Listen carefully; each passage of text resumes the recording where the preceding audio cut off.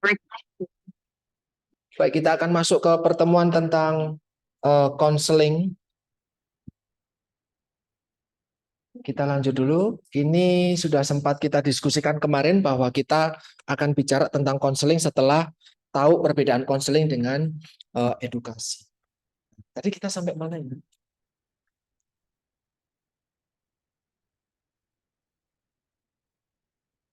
Oh ya.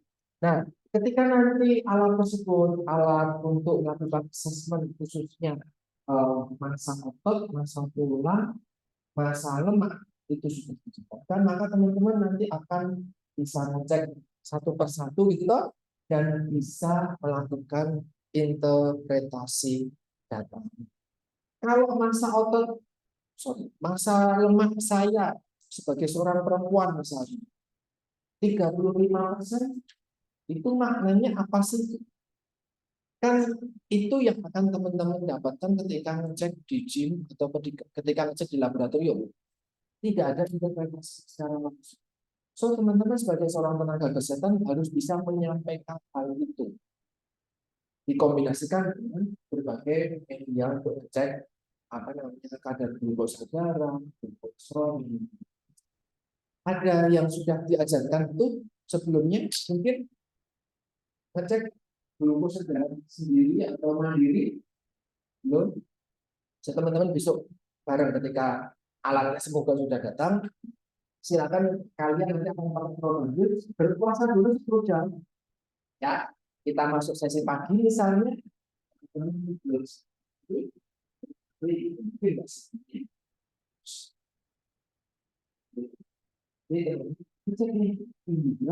setelah waktu juga sudah kan juga ada kesadaran dari ketemu angkanya 100 sekian, itu maknanya apa? Enggak mungkin melakukan terdeteksi. Tahu cara mengambil, tahu cara membaca, tahu cara menginterpretasi. Dan itu akan dilakukan setelah ketika bekerja dan harga kalian itu mahal ketika melakukan yang pertama, kemudian setelah itu saya harus Pak Mas, ketika hasil ini ternyata secara literatur saya nggak sih, itu yang mahal. Ya, karena nanti case per case akan berbeda. Beratnya juga Mbak Mbak P berbeda. Itu beratnya sama, jenis kelaminnya sama, usianya pun sama, tapi ternyata ini kebutuhannya berbeda. Nah, inilah yang akan dilakukan ketika kita melakukan konseling. Bagaimana caranya dan kesepakatan-kesepakatan apa selanjutnya. Tujuannya membantu klien untuk memahami informasi terus bisa melakukannya. Artinya nggak cuman ya paham, itu edukasi. Tapi setelah ya paham, melakukannya, itu adalah konseling. Nah, ini saya ulangi lagi di tabel ini tentang konseling dengan edukasi itu tujuannya, sasaran, proses, serta kedudukannya bagaimana. Yang di atas ini NE, Nutrition Education. Kalau di buku PAGT, yang apa namanya IDNT, kodenya NE. NE 1.1, NE 1.2, dan yang lain. Tapi yang di bawah sifatnya personal, orang per orang. Ini NC, Nutrition Counseling. NC1, NC1.2, NC1.3 gitu. Nah, di dalam NC itu nanti teman-teman akan belajar bersama dosen lain, bukan saya, di semester depan, terkait dengan bagaimana caranya mengubah perilaku. Jadi ada beberapa teori perubahan perilaku. Nggak mungkin ada teori yang isinya, Indira, kamu nggak biasa sarapan misalnya. Besok mau sarapan atau nggak sarapan, saya hukum. Nggak sarapan mata kuliah ini kamu nggak lolos otomatis D. Mau kamu sampai berbusa-busa bayar saya berapapun, kamu tak kasih nilainya D. Dipaksa tuh. Jadi mau nggak mau sarapan tuh, mau nggak mau. Sama kayak kalau kamu pakai helm, nggak pakai helm kena tilang. Kalau nggak pakai helm lihat kanan kiri ada kamera atau enggak, ada polisi atau enggak. Sampai ketakutan toh. Kalau kamu nggak pakai helm, merasa bersalah kan? Nggak ada nggak pakai helm biasa-biasa aja, kecuali masuk gang-gang perumahan mungkin berbeda. Tapi kan kalau pasti keluar udah pikir-pikir dulu tuh, nggak masalah dengan kayaknya kalau saya ketabrak nanti bakal cilaka deh. Bukan toh? Pasti ada polisi atau enggak? Pikirannya kan kayak gitu. Ada yang motoin enggak, nanti tiba-tiba polisinya datang cuma moto gini. Nanti ada surat yang datang ke rumahmu. Mirip kayak gitu. Ada perilaku yang memang karena dipaksa. Ada perilaku yang muncul karena kesadaran. Nah, ending story-nya adalah kalau dengan yang kesadaran, masa sadarnya itu akan jangka panjang. Tapi kalau dengan paksaan, ya kumat-kumatan. Akan bisa melakukan ketika ada yang memonitor. Kayak misalnya konseling. Konseling kalian 12 kali misalnya tadi. Sudah bayar 12 juta atau berapa juta. Akan patuh enggak? Berhasil atau enggak berhasil, kamu tetap harus bayar soalnya. Akan patuh toh? Karena kalau enggak kan melayang 12 juta. Satu itu. Yang kedua, kalau enggak patuh dimarahin. Disindir enggak selesai-selesai nih. Gitu. Tapi kalau dengan kesadaran sendiri, apakah akan disiplin? Bisa disiplin. Tergantung basic knowledge-nya gimana. Yang di belakangnya, di masa lalunya bagaimana. Kalau nggak begitu disiplin ya bisa saja kambuh-kambuhan, nanti dampaknya yoyo. Kalau kita bicara tentang diet, nanti dampaknya yoyo, berat badan turun. Tapi nggak lama, mau cheat, kapan lagi? Kan gitu. Self reward gitu. Naik lagi nanti. Startnya melakukan diet 60. Turun jadi 45, 48. Tapi habis cheat naik lagi. Bukan 60, lebih tinggi dari 60. Dan itu sering. Dan itu yang membuat orang-orang yang melakukan diet tanpa pendampingan, dia merasa hopeless. Wes lah, nggak usah. Saya sudah tersiksa melakukan begitu banyak hal, tapi ternyata kembali lagi seperti semula. Gitu. Nah, ini yang susah. Kalau berdasarkan teori, ada namanya cognitive behavioral theory, kita introspeksi dulu, oh ya saya nggak mau penyakitan, saya mau baik, dan yang lain gitu ya. Itu nanti perubahan perilaku itu 3 bulan. Jadi kalau teman-teman melakukan diet tapi seminggu doang, yuk merasa kok beratnya cuma turun beberapa gram ya, pakai timbangan baby scale. Yuk hopeless, ya sudah. Perubahan perilaku itu bisa sampai 3 bulan. So kalau saya memaksa Indira untuk sarapan, itu harus saya paksa setiap hari selama 3 bulan. Baru dia akan mulai membiasakan diri. Seperti ketika kita awal pandemi kemarin, susah betul ya pakai masker. Tapi kita pandemi 2 tahun, kita jadi merasa bersalah kan nggak pakai masker. Kecuali saya hari ini harus ngomong soalnya. Dulu kalau saya di perjalanan nggak pernah pakai masker. Pakai motor nggak pernah pakai masker. Tapi sekarang harus pakai masker kalau di perjalanan. Ya puji syukur, kalau dulu hampir setiap bulan pasti asma saya kambuh. Pilek saya kambuh. Sekarang hampir enggak tuh. Sejak 2019. Kecuali ininya mati. Sama mungkin seperti teman-teman. Butuh dipaksa, diancam, sampai akhirnya kesadaran sendiri. Kemana-mana ada yang masih bawa sanitizer? Masih ada yang bawa? Kalau masih ada yang bawa, ya itulah bukti pembiasaan perubahan perilaku tadi. Gitu ya.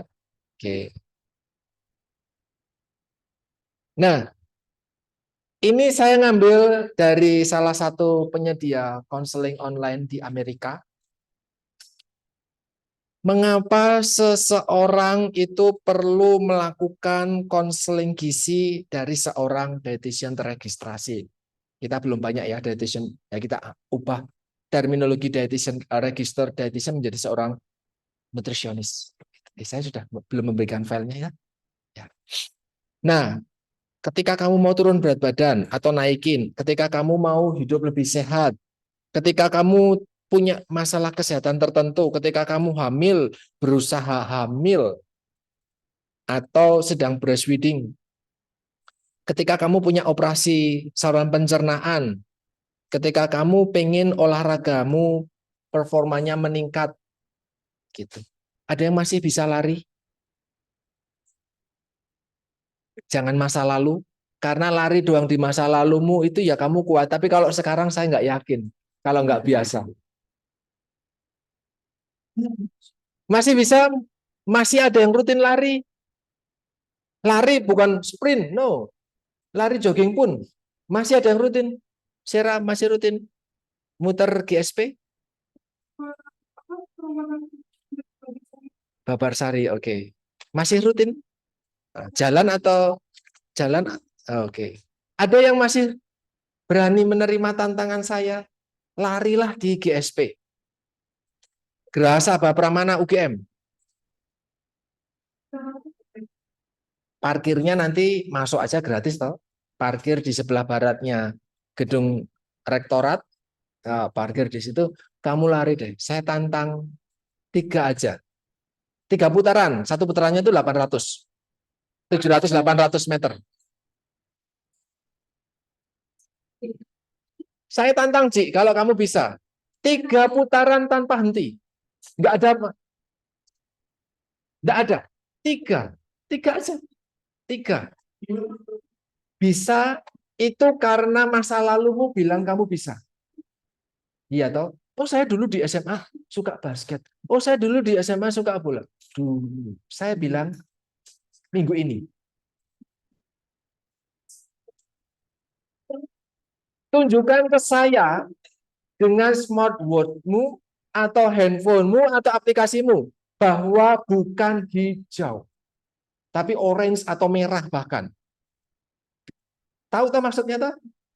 Itu kan bisa di-track ya. Hijau itu kan artinya kamu jalan. Dan itu nggak bisa bohong. Lari 3 putaran aja. Berarti cuma 200, 2100, 2400 meter. 3 putaran aja.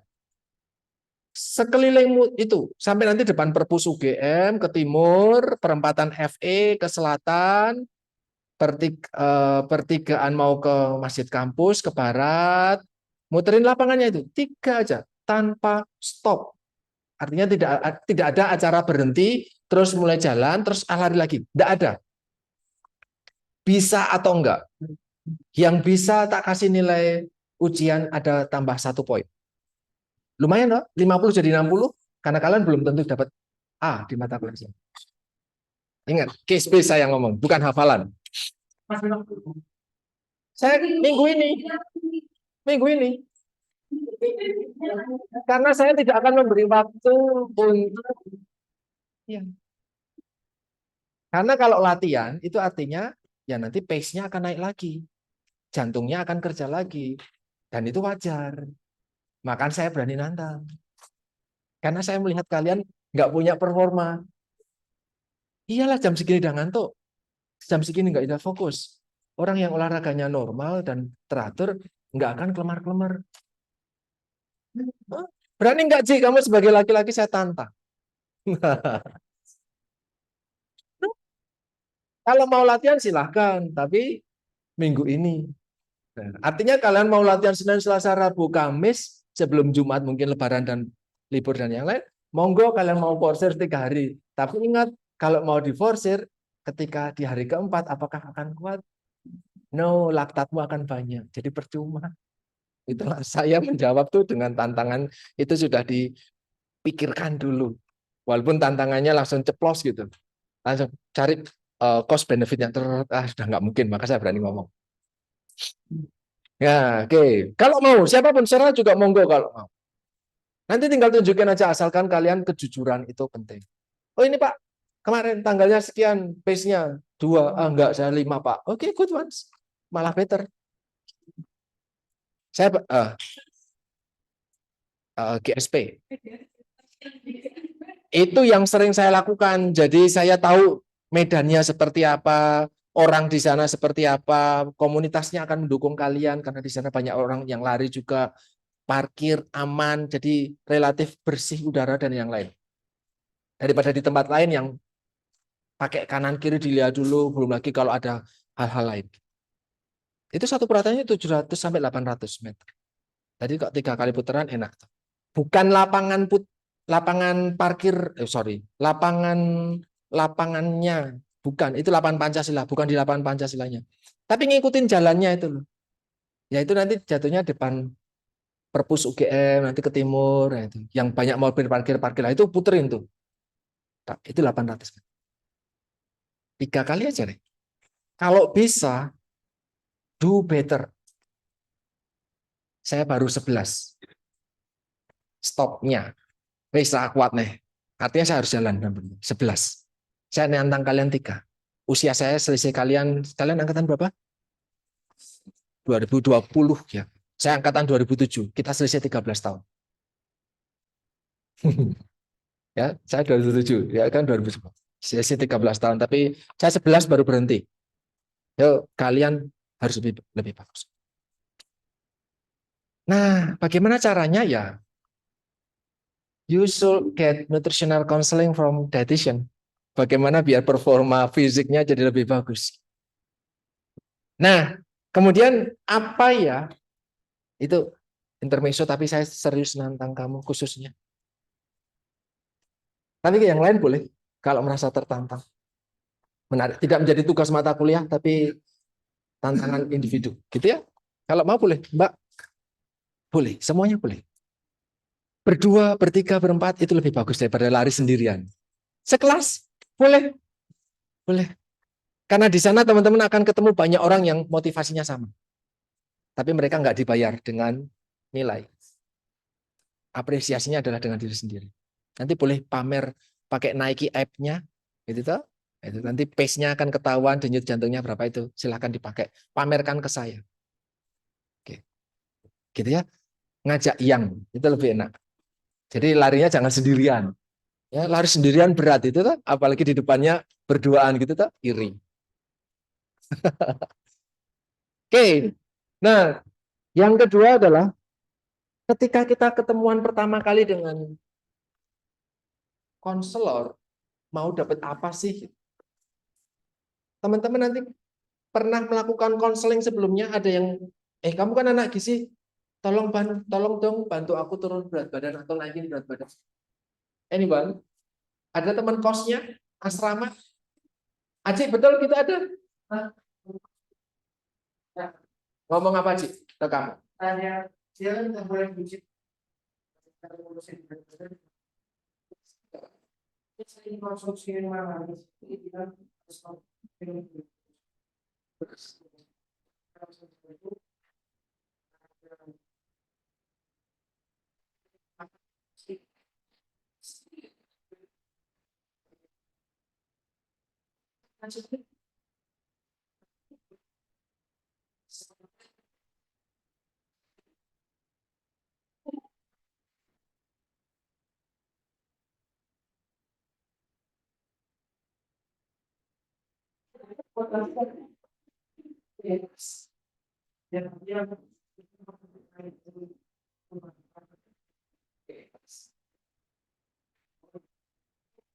jadi sekarang kayaknya belum. Masih soalnya yang diberikan adalah edukasi. Nggak ada tantangan juga, nggak ada reward and benefit juga. Kalaupun dia bisa berhasil turun berat badan, nggak ada sesuatu yang dia harus korbankan juga. Yang Haji juga memberikannya setengah-setengah. Ya, saya yang maunya ini kamu melakukan terserah, nggak melakukan juga salah, melakukan juga monggo. Tangkap ya sekarang ya, edukasi sama konseling lebih efektif mana dalam mengubah sesuatu. Oke. Tapi apakah kalian akan konsul juga ke Haji? Kenapa kok terus gede-gede paling kenceng lagi? Kenapa? Selain itu,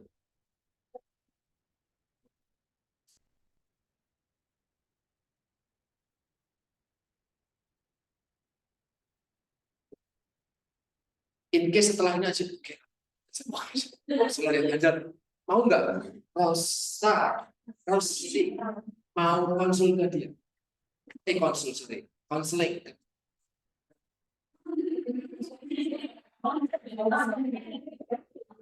Semakin budaya sejam.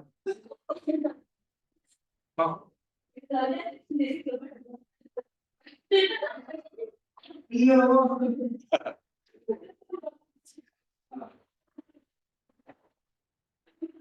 Maka jelas banget toh.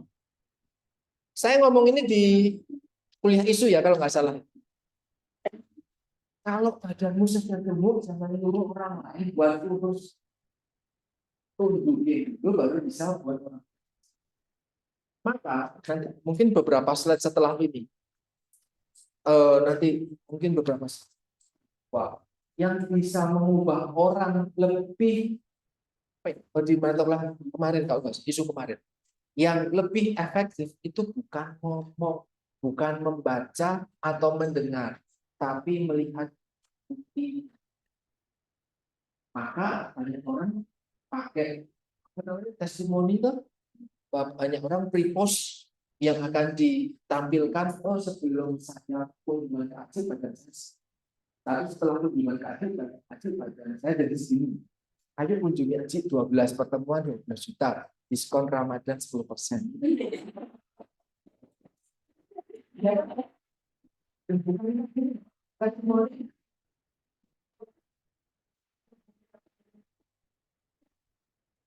Untuk meningkatkan awareness sama engagement biar terikat teratur itu harus bukti nyata, bukan dengan dengar, lihat. Enggak, itu paling tinggi, posisinya paling di atas, paling enggak paling enggak diperhatikan. Cuma 5% atau 10% keberhasilan. Itu di slide, mungkin di slide ini atau di slide yang kemarin kuliah isu. Saya kemarin sempat menyampaikan itu ke kalian. Oke, terus di sini disampaikan kalau satu kali nggak bisa, berapa kali ya saya harus konseling, berapa kali saya harus kunjungan ke dietitian atau ke nutritionist. Ya, itu depend on keberhasilan kalian juga. Tapi rata-rata bisa 3-4 kali. Nah, di sini most patient comes in for 2 or 3 session. Pertama, kenalan dulu, penggalian masalah, kemudian bisa punya komitmen menyelesaikan sampai nanti di ending ya apa pencapaiannya. Apakah mungkin sampai lebih dari sekedar 3 atau 4 sesi? Mungkinkah? Mungkin, Rosi? Kenapa bisa sampai lebih dari 4 sesi atau 5 sesi kunjungan?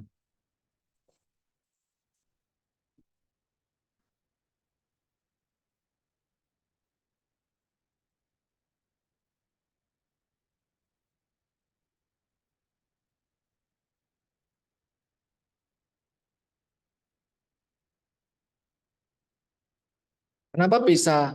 Tapi jadi nambah. Sama Indira 3, sama Novena 4, sama kamu kok bisa 5 atau 6 atau 7. Padahal ingat, nanti setiap kali kunjungan itu bayar. Kenapa bisa sampai panjang? Kenapa kliennya?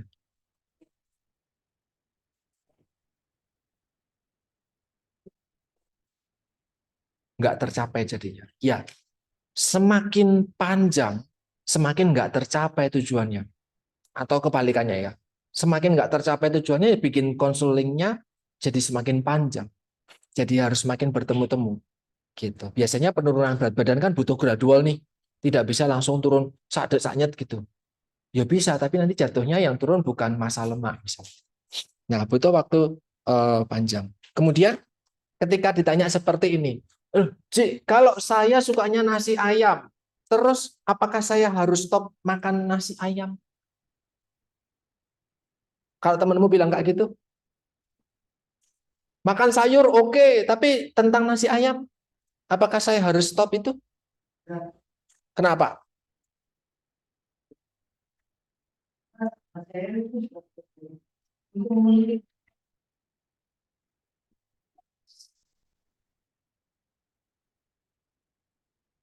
Nah, senang saya ketika kalian berpikir nggak kotak, nggak hitam atau putih. Langsung harus berpikir kompleks, karena ke depan yang teman-teman hadapi itu bukan diktat kuliah kayak gini, teori kayak gini, enggak, tapi langsung kasual seperti itu tadi. Pertanyaannya simpel, Saya senang banget nasi ayam. Setiap hari harus GoFood dan yang lain untuk mendapatkan nasi ayam in case saya nggak bisa beli secara langsung. Tapi setiap hari atau 2 hari sekali saya makan itu. Gitu toh. Terus saya diminta apakah betul saya harus stay away dari itu, cut, betul-betul cut. Nanti tersiksa kalau kayak gitu. Gitu toh. Malah gagal. Kenapa? Karena merasa ini kebiasaan baru bukan kebiasaan saya. Kebiasaan baru yang setiap hari harus makan sayur. Misalnya kita pikirannya cuma hitam putih ya. Yang sehat itu sayur buah. No. Sayur buah sehat betul nggak? Betul. Tapi kalau mau konsumsi daging, kulit dan yang lain, apakah itu juga mengandung gizi? Barangkali kita juga bisa butuh itu. Nah, itu yang membuat banyak klien nggak mau kunjungan ke gizi. Karena kalau datang tiba-tiba langsung dimarahi. Saya salah, kamu salah makan nggak gitu. Langsung dijudge toh, belum cerita langsung dijudge. Terus tiba-tiba diberi kesempatan untuk berubah, tetapi perubahan perilakunya dengan perilaku yang sama sekali bukan kita. Saya nggak suka sayur. Masa orang nggak suka sayur? Ternyata ini real di rekan saya yang saya pernah cerita pasiennya meninggal 2. Dia nggak suka sayur sebagai seorang tenaga gizi. Benci dengan sayur. Bukan karena rasa, tapi karena trauma di masa lalu.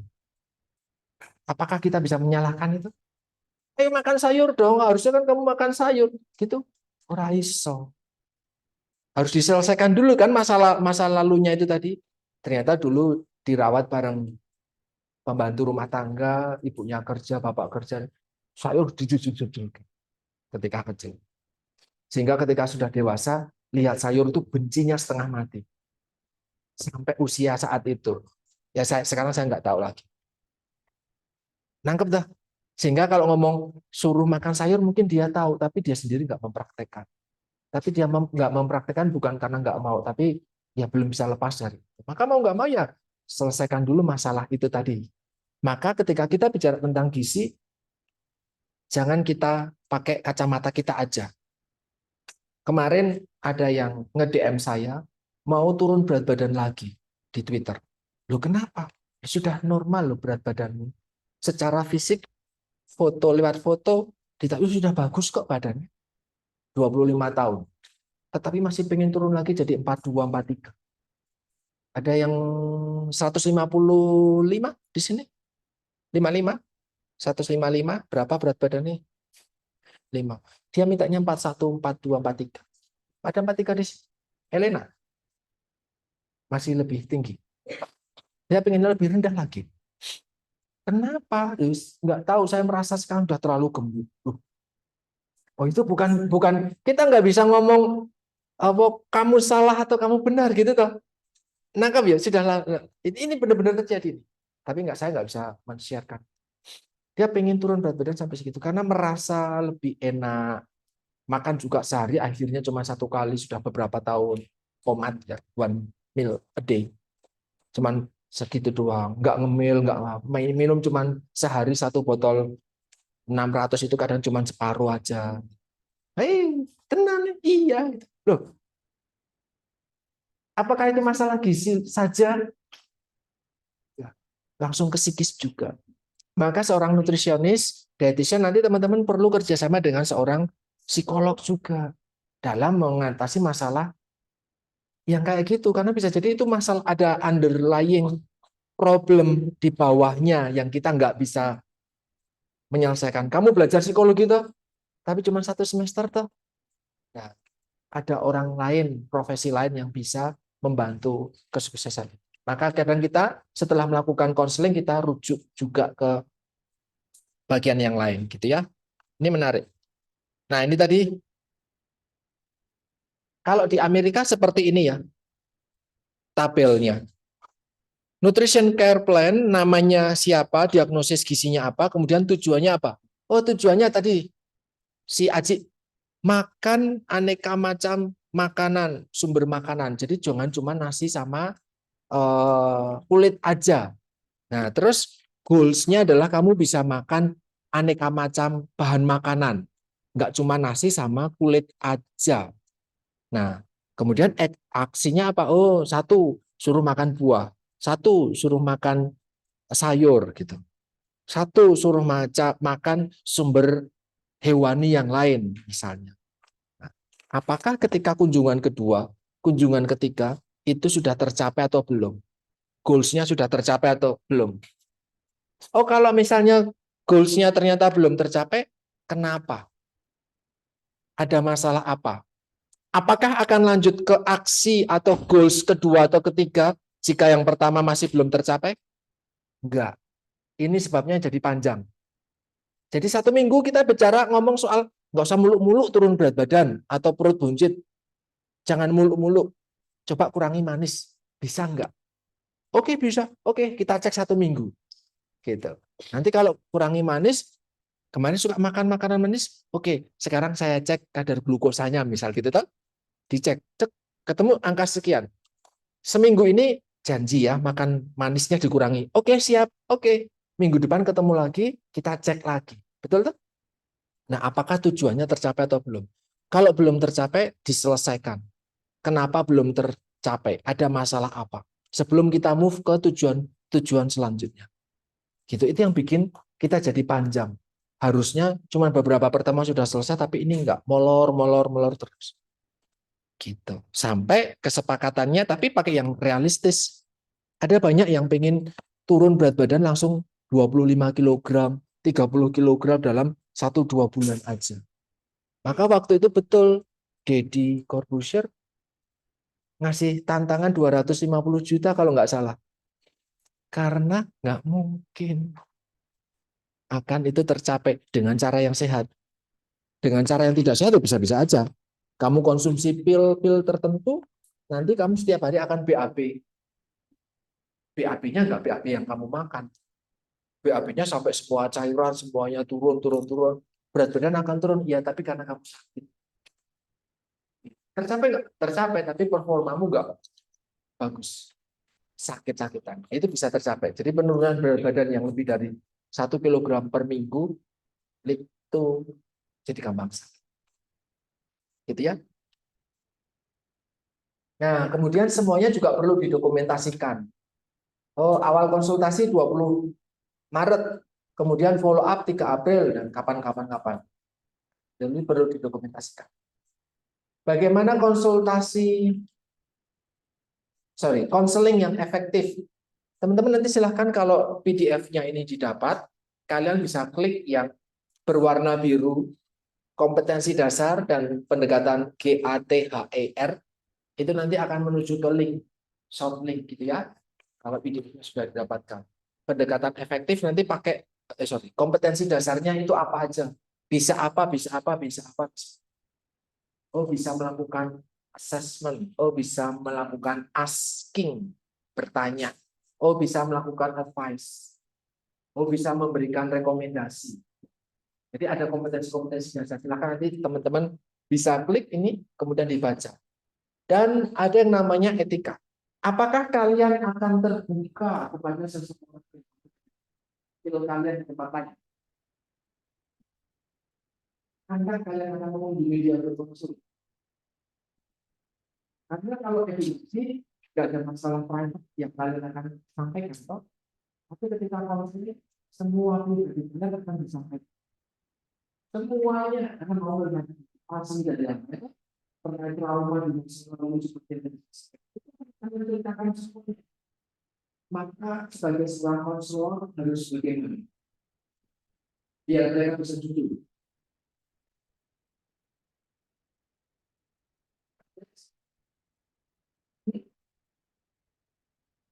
Nyaman, harus nyaman. Kalau nggak nyaman,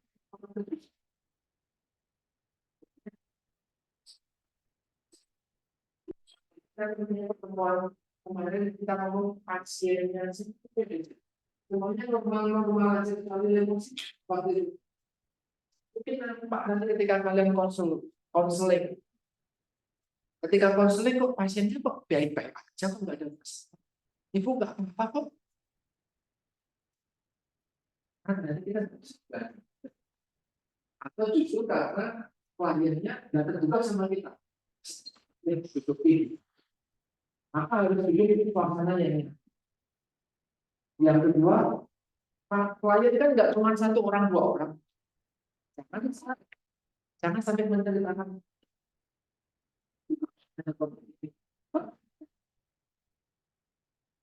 banyak jadi malah akan senang mendengar mas sebelumnya. Ya malah berpikiran itu jangan karena kita susah ceritakan. Ya enggak. Teman-teman, baik jika kalian akan membuat lingkungan yang nyaman, menjaga privasi, dan enggak jadi. Ya konsumsi apa, melakukan apa, ya bisa. Kamu jangan jadi polisi moral. Teman-teman di sini harapannya tidak menjadi polisi.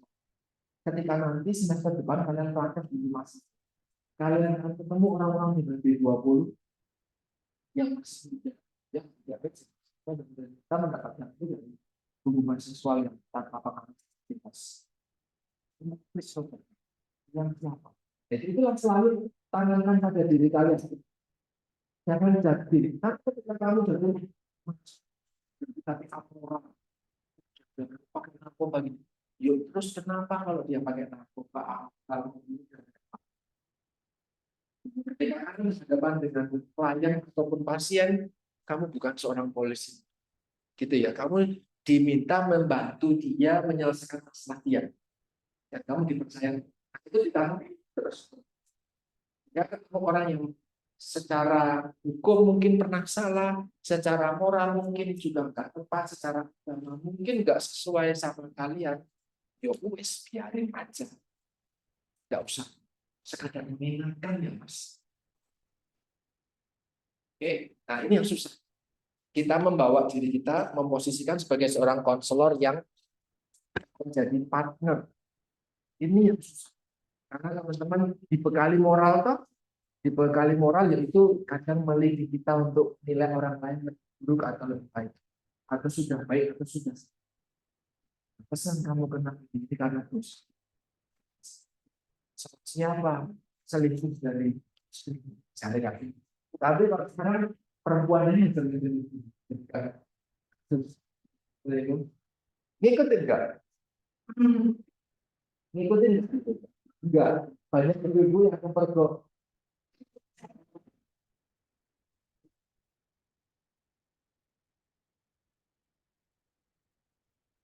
Nah, ini akhirnya kalau teman-teman ngikutin, kalian akan melihat betapa orang akan jadi setiap apa namanya komennya. Wah, ditinggal terawih suaminya gini. Dipergok dan lain-lain. Saya mengajak teman-teman untuk gak jadi. Oke, perkara itu secara hukum moral atau apa benar atau salah, guys. Ketika kita bicara tentang kesehatan, kita nggak jadi, gitu ya. Oke. Nah, kemudian ada pendekatan Jeter. Ini adalah 6 langkah ketika kalian melakukan konseling yang efektif. Jadi, Aji ketika ditanya, oh ya kamu jangan langsung, coba kurangi yang manis gitu. Nggak langsung memberikan konklusi harus kurangi yang manis. Maka yang pertama adalah greet the client. Nah, tapi itu sama temanmu sendiri tetap. Selamat datang di kontrakan Aji. Gitu.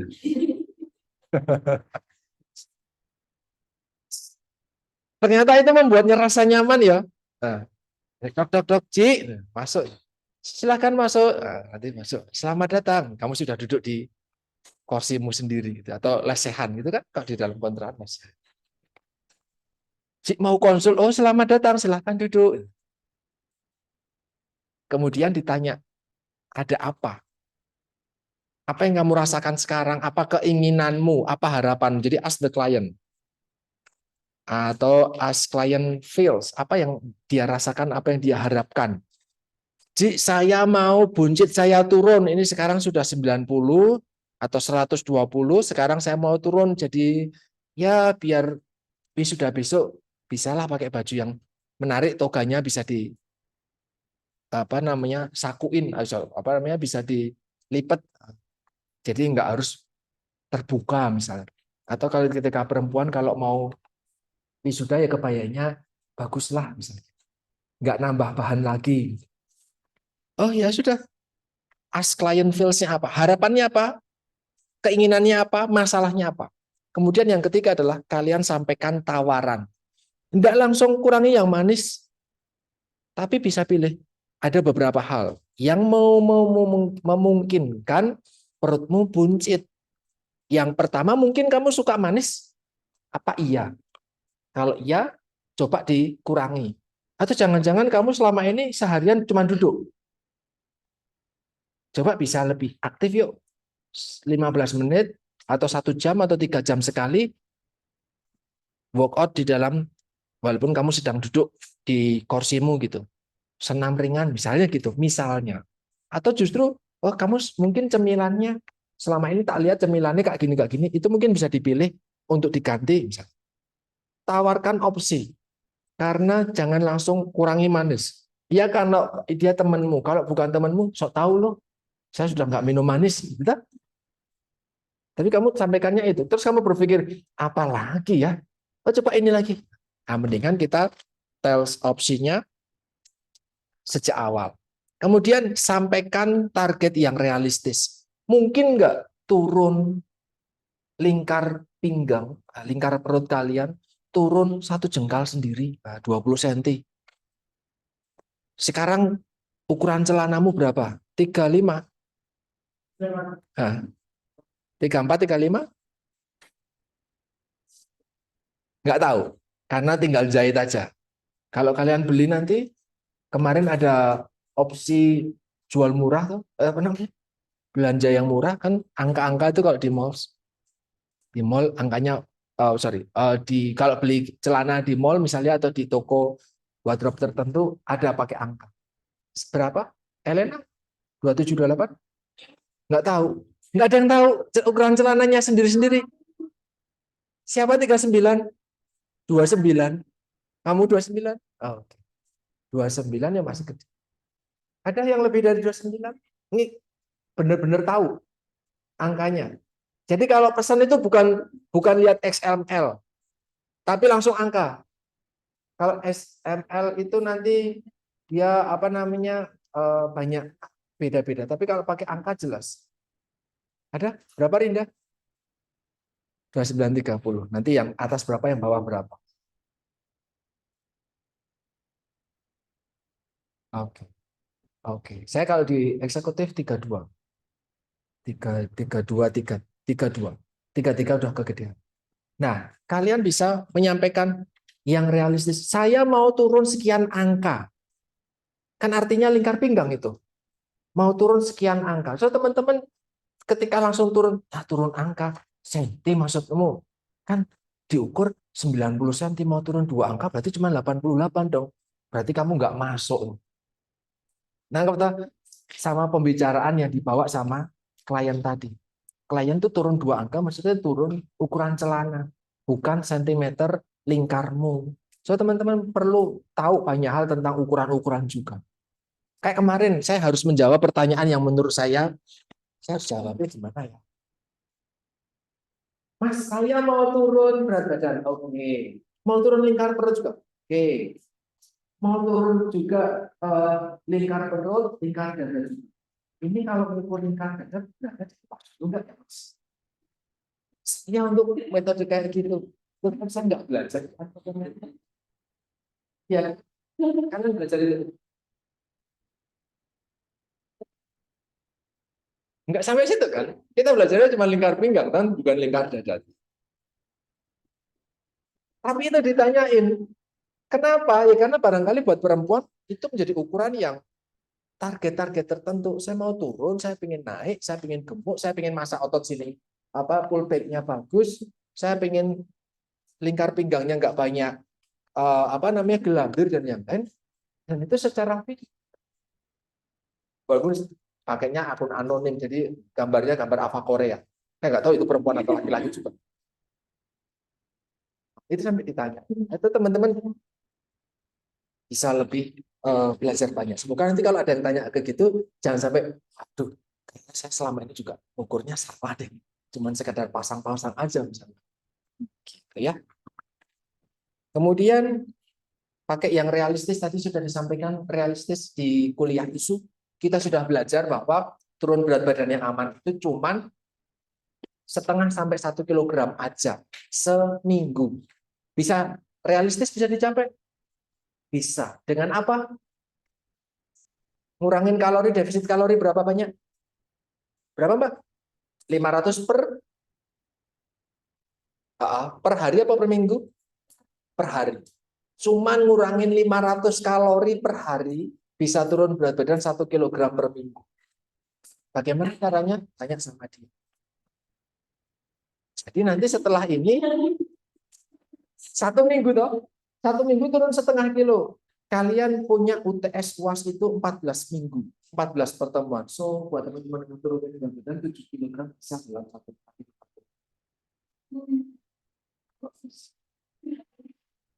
Ya, kalau bisa. Tapi endingnya apakah bisa? Ya belum. Kan masih punya jadwal nih kalian. Nah, buat yang dari kemarin kamu keluhin setelah nimbang,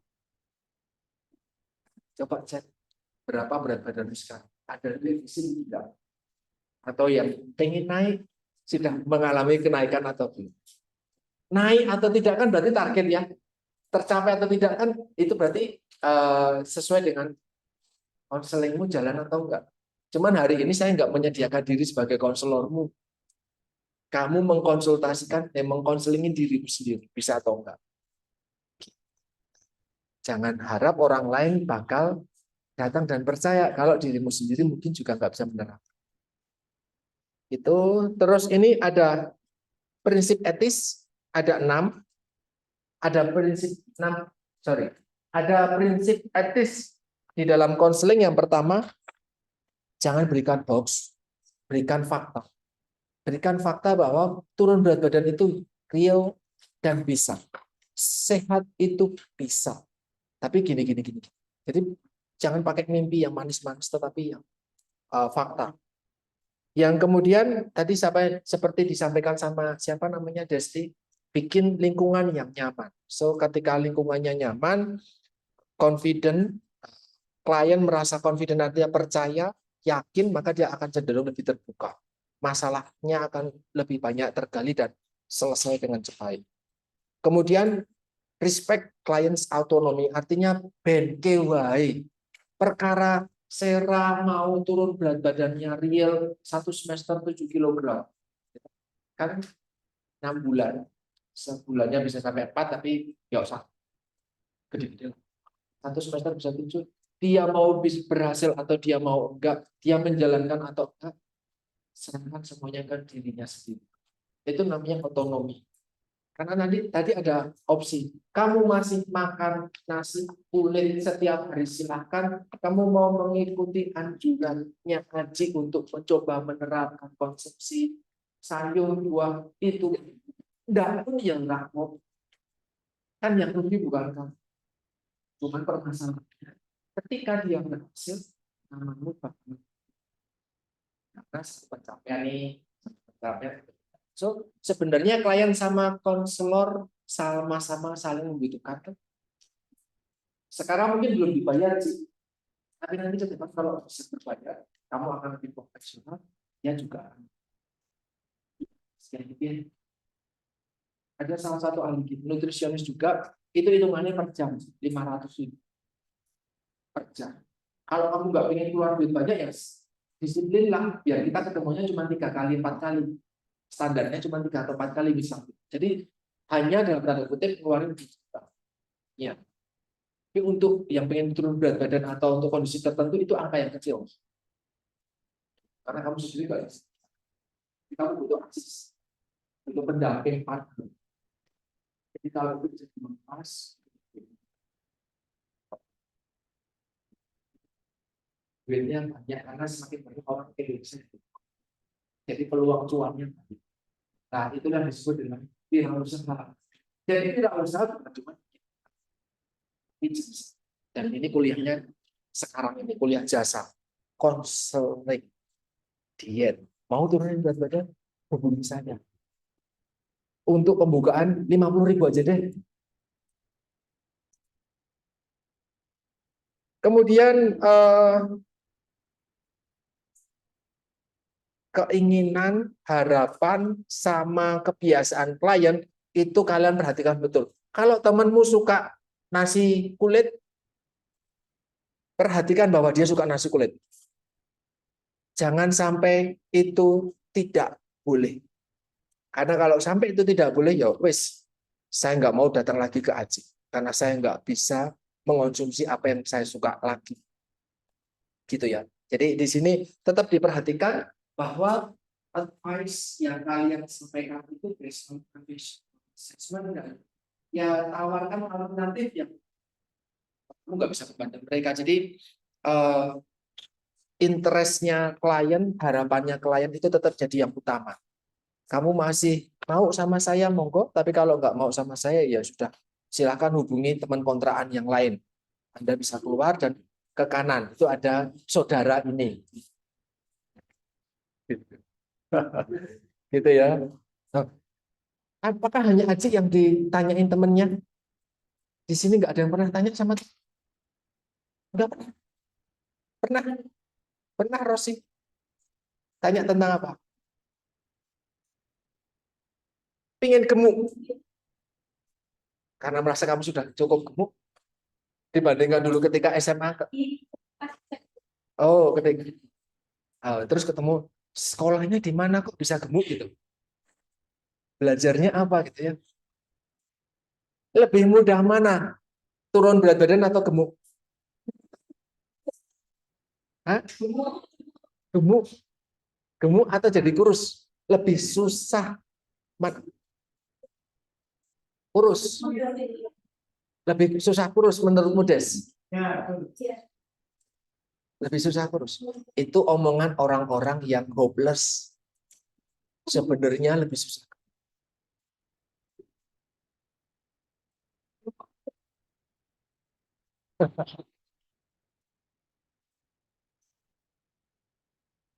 Kamu sekarang berapa? 8 berapa? 9 berapa?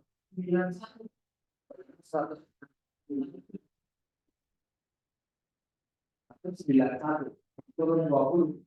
68. 69. Turun 20.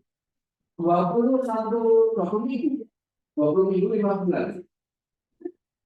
20 minggu. 20 minggu kan 5 bulan. 5 bulan sih. 6 bulan yang sebelum seleksi kakak. Sebelum Desember Natal. Ya kan? Sekarang bulan keempat. Sebelum Natal. Ada orang-orang sebelum Natal. Nah, Natal itu kalian praktek di rumah sakit. Momennya. Momen Natal.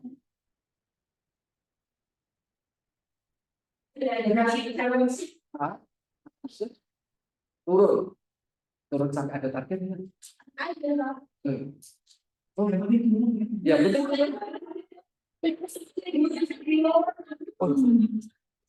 Oh gitu. Oh, kalau berhasil apa menjadi rewardnya ada? Wih, kenapa mesti gue bayar kuliah? Buat beli cilok naik lagi. Ya, oke. Harus ada target yang realistis dan jadikan itu sebagai keep on mind. Itu tuh 100.000, 100.000, 100.000 kapan lagi 100.000, 100.000. Tapi sebenarnya susah untuk naik daripada susah untuk turun. Turun itu lebih mudah, naik yang susah sebenarnya. Tapi kalau kamu sudah gemuk terus pengen naik ya itu lebih gampang sih buat kamu. Tapi sebenarnya buat kebanyakan orang mostly lebih susah naik. Oh, karena kita cenderung bisa berpuasa dan menahan lapar dibandingkan makan lebih banyak dari porsi biasanya. Dan makan lebih banyak, kosnya lebih banyak harus dikeluarkan. Dan biasanya kalau mau gemukan bukan makan nasi yang dibanyakin. Proteinnya dibanyakin, lemaknya dibanyakin, sumber lemak yang bagus dibanyakin, dan itu harganya relatif lebih mahal. Saya jadi agak lebih susah sebenarnya. Dan kita baru sedikit enak. Padahal itu jadi butuh kebiasaan. Kalau turun berat badan sebenarnya lebih gampang. So ini motivasi buat teman-teman yang merasa dirinya gemuk. Bukan hanya merasa di depan cermin, tapi memang diukur, memang gemuk gitu ya. Sama kalau bisa jangan sampai menyakiti. Menyakiti dalam artian emosinya, disindir, rampung-rampung, diejek, direndahkan. Jangan sampai memeras, secara ekonomi, menyakiti secara ekonomi, atau justru secara kesehatan. Itu tidak disarankan gitu ya. Walaupun kita lewat omongan tapi ternyata nyelkit gitu ya. Ya nggak mau datang lagi. Baik. Do not harm. Terus be fair. Kalau memang siapapun yang ditangani, ya tanganilah dengan fair ya, tidak pandang bulu. Oh ini cantik, saya gratisin Mbak kalau perlu makan bareng nanti. Tapi kalau kliennya jelek, mungkin bisa sebelah saja Mbak, saya penuh. Fair ya, be fair. Tidak ada masalah dengan hak, terus riwayat masa lalu, dignity, takdirnya masing-masing. Nah, gitu ya, mungkin ekonomi atau masalah yang lain. Lebih banyak mendengarkan. Jadi ketika melakukan konseling, kamu yang paling banyak ngomong atau kamu yang paling banyak diem? Biarin dia ngomong dan terbuka, gitu toh.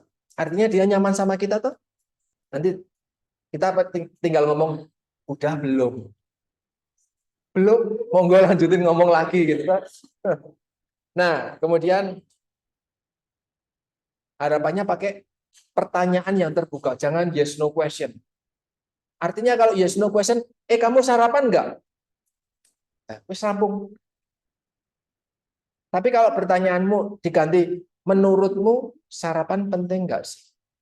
Kalau memang penting, kira-kira alasannya apa?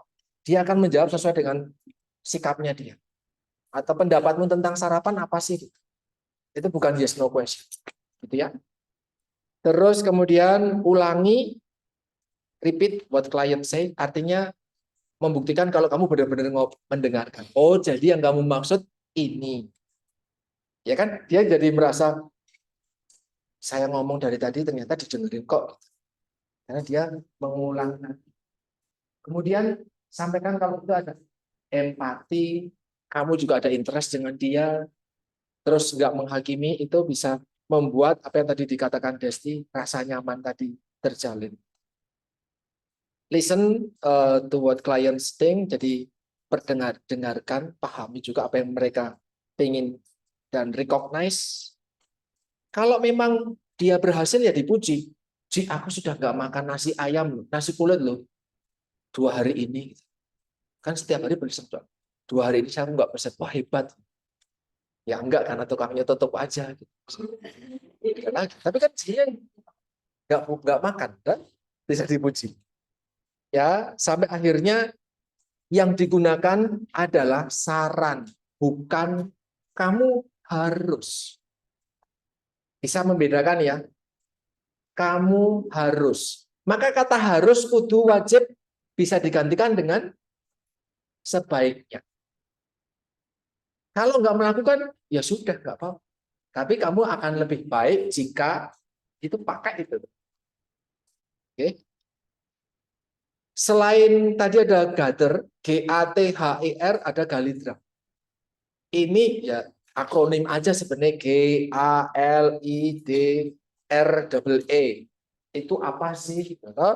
Greet, ask, listen, identify, discuss, recommend, ask, sama appointment. Janjian. Ketemu lagi ya besok. Harapannya berat badanmu sudah turun, Ci. Ketemu lagi bulan Agustus ketika RS-an. Harapannya sekarang jadi udah ngukur berapa senti? Lingkarnya? Cuman berat badan doang yang diukur? Pakai lingkar perut dong. Kalau berat badan itu naik turun bisa, tapi lingkar perut susah. So bikin tantangan yang lebih susah, Des.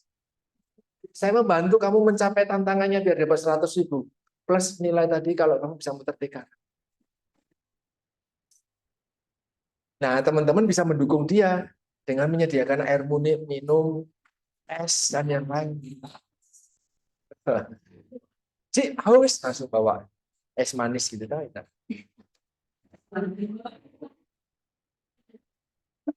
Loh, buat lari kan butuh tenaga, gitu tuh. Nanti setelah ini kita parkirnya tetap di dalam nyebrang pagar yang cuma 0,5 meter itu doang. makan di jalan itu tadi toh, sepanjang jalan kali orang itu kan banyak makanan. Ya nanti kalau sakit kan saya ceritain aja di mata kuliah selanjutnya gitu toh.